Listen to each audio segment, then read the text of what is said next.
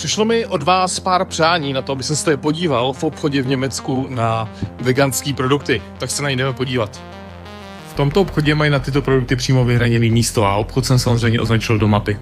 Jako první mě zaujal tento rostlinný steak, který mimochodem schvalují i milovníci masa. 120 gramů vyjde na nějakých 110 korun. Další zajímavou věcí je tady ten veganský doner kebab, kde 180 gramů vyjde na nějakých 80 korun. No a pokud budete 2 a více veganů vedle sebe, tak se můžete na svačinku podělit o tady ty veganský salámky, kde 75 gramů vyjde na nějakých 65 korun. No a co by to bylo za vegana bez pořádného piva a tady těch grilovacích klobás, kde 200 gramů vyjde na nějakých 73 korun. Tak mi jenom komentář napiš, jestli koupíš za tým rostlin, anebo za tým masa.